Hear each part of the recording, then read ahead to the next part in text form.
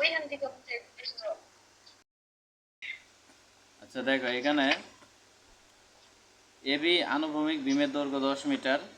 এ ও B বিন্দু হতে যথাক্রমে এসি ও বিসি তারের সাহায্যে 150 কেজি ওজন সি বিন্দুতে ঝুলানো আছে।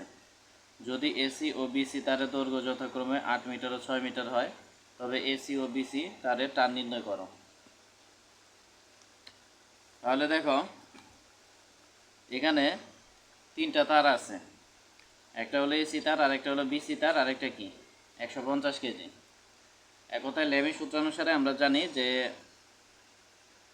কোনো একটা বিন্দুতে তিনটি বল পরস্পরের সাথে ক্রিয়া করলে ভারসাম্য সৃষ্টি করলে তাহলে কি লেমি সূত্র অ্যাপ্লাই করা যায়। এখন এখানে তাহলে প্রথমত এইদিকে একটা বল আছে, তারপরে এইদিকে একটা বল আছে, তারপরে কি নিচের দিকে একটা বল আছে। আপনি লেখা দেখতে পাচ্ছেন?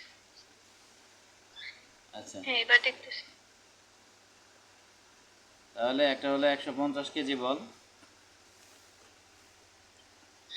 আর এরপরে দেখো এখানে হলো এসি, তাহলে এটা সি বিন্দু আর এখানে এ, তাহলে এটাকে আমরা T1 ধরে নিলাম। আর এটা হলো বিসি, এটাকে আমরা T2 ধরে নিলাম। এখন এই বিন্দু বরাবর বা এই তিনটা বল কি করতেছে সি বিন্দুতে কাজ করতেছে, এই জন্য সি বিন্দু বরাবর আমাদের দুইটা রেখা নিতে হবে। একটা হলো হরিজন্টাল রেখা, আরেকটি কি ভার্টিক্যাল রেখা। তাহলে ভার্টিক্যাল রেখা নিচের দিকে আছে, আমরা শুধু কি করব উপরের দিকে নিলাম। এখন দেখো আমরা যদি T1কে চিন্তা করি তাহলে T1-এর বিপরীত কোণ কি? T1-এর বিপরীত কোণ বের করার জন্য T1কে বাদ দিতে হবে, তাহলে থাকে T2 আর 150 কেজি। তাহলে T2 আর 150 কেজির মধ্যে কোণ কতটুকু? এই যে এতটুকু কোণ। তারপর আমরা T2-র বিপরীত কোণ বের করব, তাহলে T2-র বিপরীত কোণ বের করার জন্য এটাকে ঢাকা দিতে হবে বা বাদ দিতে হবে। বাদ দিলে কি থাকে T1 আর 150, তাহলে এই দুইটার মধ্যবর্তী কোণ কতটুকু? এই যে এতটুকু। তারপরে 150 কেজির বিপরীত কোণ বের করব, এই জন্য এটাকে ঢাকা দিব বা বাদ দিব। তাহলে বাদ দিলে কি থাকে এতটুকু। এখন দেখো আমাদের তাইলে এতটুকু কোণের মান বের করতে হবে। এখন এখানে প্রশ্নে কোনো কোণের মান সরাসরি দেওয়া নাই, ঠিক আছে, আমাদের এই কোণের মান বের করতে হবে এখান থেকে।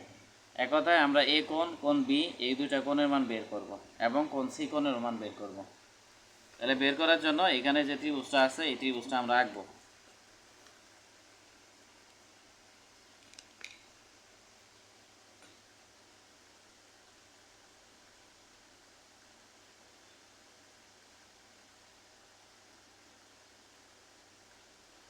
তাহলে এখানে একটা বাহু 10 মিটার, আরেকটা বাহু 8 মিটার, আরেকটা বাহু কি 6 মিটার। তাহলে এখানে কোণের মান এ, এখানে বি, আর এখানে কি সি। স্যার পরীক্ষার খাতে এরকম করে ড্রয়িং করব না? হ্যাঁ এইভাবেই করবা, পেন্সিল দিয়ে, কলম দিয়ে না। ঠিক আছে। এখন দেখো আমরা লিখবো যে এখানে যে বাহুগুলো আছে বাহুগুলো অনুপাত বের করি। তাহলে 6 আর 10, তার মানে কি 6:8:10। বা এখন এখানে 6কে 2 দ্বারা ভাগ করা যায়, 8কে 2 দ্বারা ভাগ করা যায়, 10কেও 2 দ্বারা ভাগ করা যায়। তার মানে 3 দুগুণা 6, 4 দুগুণা 8, আর 5 দুগুণা কত 10। তাহলে 3, 4, 5 এটা একটা সমকোণী ত্রিভুজের অনুপাত। তাহলে আমরা লিখবো যে অর্থাৎ ত্রিভুজটি সমকোণী।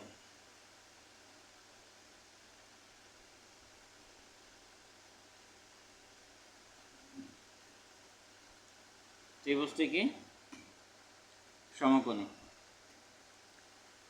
আচ্ছা এটা বাদেও আমি আরেকটা টেকনিক দিতে পারি তোমাকে, যে টেকনিক দিয়ে তোমার দেখার লাগবে যে ত্রিভুজটা কি সমকোণী বা সমকোণী না। এখানে দেখো আমরা একটা ইউনিভার্সাল নিয়ম দেখি, যে নিয়ম দিয়ে যে কোনো কোণের মান সহজে আমরা বের করতে পারবো। এখানে দেখো প্রথমে আছে কোণ এ, তাহলে কোণ এর বিপরীত দিকে কি আছে? বিসি বাহু। তাইলে এই বিসি বাহুর দৈর্ঘ্য কত? 6 মিটার। তাহলে আমরা লিখব এ ইকুয়াল টু 6 মিটার।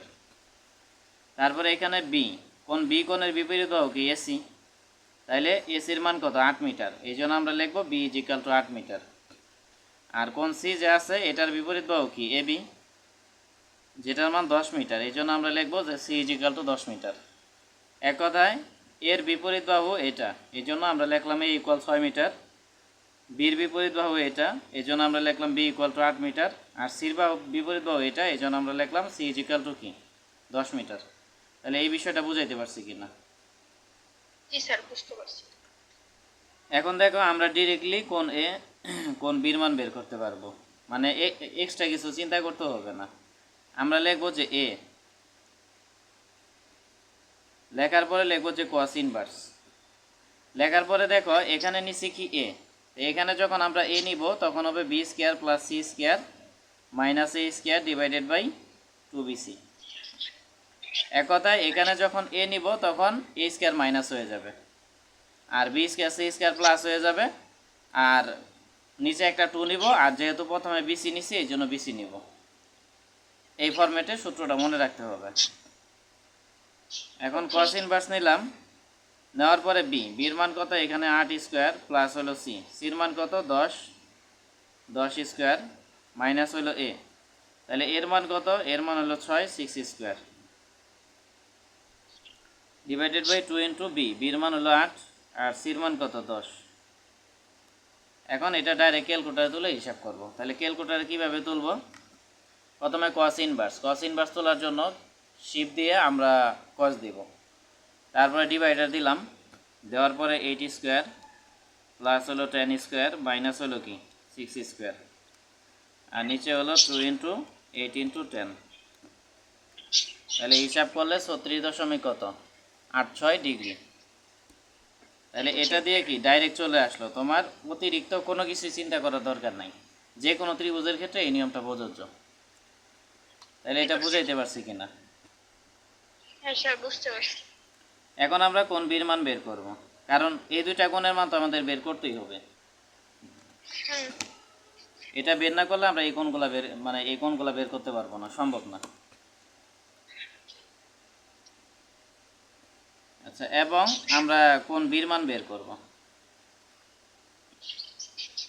তাহলে কোন বির মান বের করার জন্য কি হবে? cos ইনভার্স, তাইলে এখানে হবে a square plus c square minus b square by হলো 2ac। এক কথায় যখন বির মান বের করব তখন b স্কয়ার মাইনাস হয়ে যাবে, আর a square c square plus হয়ে যাবে, আর যেহেতু এখানে ac এই জন্য 2ac হবে। তাহলে cos ইনভার্স a, এর মান এখানে কত? এর মান হলো 6 স্কয়ার প্লাস হলো c, সির মান কত?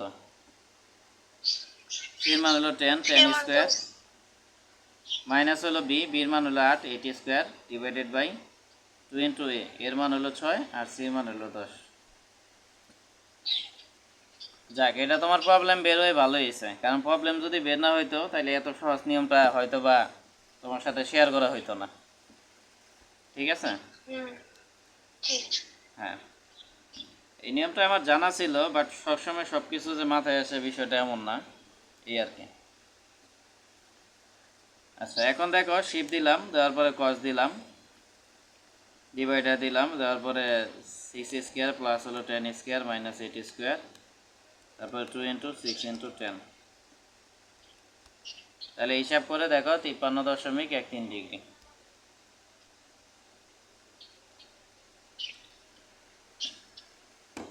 তাহলে আমরা এর মান এবং সির মান পাইলাম, বির মান পাইলাম।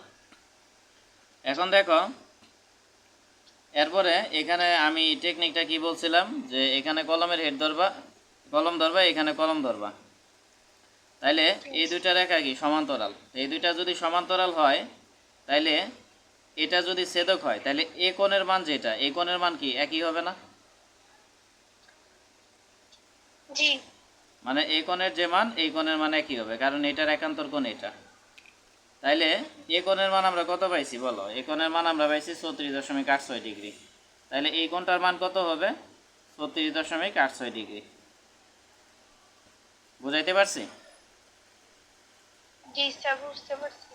মানে আমরা ভিতরের গুলো বের করছি, এবার বাইরের গুলো লিখতেছি। হ্যাঁ, এক কথা এখানে এসি আমরা যদি এইভাবে রেখাটা ধরি, দুইটা রেখা, তাইলে এই যে এখানে যে এসি বাহু আছে এটার জন্য এদিকে কোণ হলো এটা আর এদিকে কোণ হলো এটা। তাহলে এ কোণের যে মান, এই সি বিন্দুতে যে কোণটা আছে এইদিকে, এটার মান কি একই হবে? তাহলে যদি এক হয় তার মানে কি, এ কোণের মান যদি 36.86 হয়, তার মানে এই কোণটার মানও 36.86 হবে। তারপরে দেখো কোণ বি কোণের মান আমরা কত পাইছি? 53.13 তাহলে এখানে আবার কলমের হেড ধরি বা কলম ধরি, ধরলে দেখো এটা সমান্তরাল এবং এখানে বিসি কি ছেদক। তাহলে ছেদক যদি হয় তাহলে এই যে বি কোণের একান্তর কোণ কি এটা হবে, মানে এই কোণটা হবে। তাহলে বি এর মান যদি 53.13 হয়, এখানে যে কোণটা আছে এটার মানও কি 53.13 হবে। তার মানে এই কোণটার মান হবে 53.13। এখন বলো এটা বুঝাইতে পারছি কিনা? জি স্যার, বুঝতে পারছি। এখন দেখো আমাদের এই পুরা কোণের মান বের করতে হবে। তাহলে এখান থেকে এই পর্যন্ত 90 আর এখান থেকে এই পর্যন্ত কি 53.13। তাহলে আমরা 90 সাথে 53.13 যোগ করব। যোগ করে এখানে আসতেছে 143.13। আর এখানে এতটুকু হলো 90 আর এতটুকু কত 36.86। তাইলে এতটুকু হলো 90 আর এতটুকু কি 36.86। তাহলে হিসাব করলে আসবে 126.86। আর আমরা জানি যে বৃত্তের কেন্দ্রে এখানে তিনটা কোণ মিলে কি একটা পাক অতিক্রম করছে, মানে 2 চাঁদা বা 360। তাইলে আমরা দুইটা কোণের মান পাইছি, অপর কোণটা বের করব। এই জন্য কী করব, 360 থেকে এই দুইটার যোগফল বাদ দিব। তার মানে 360 মাইনাস ব্র্যাকেট দিয়ে কি 143.13 যোগ হলো 36.86।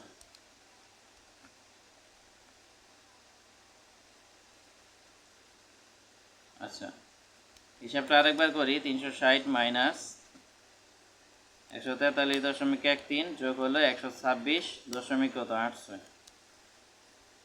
তাহলে 90.01 মানে 90 আর কি। তাহলে আশা করি বুঝাইতে পারছি। এখানে কোনো প্রশ্ন আছে?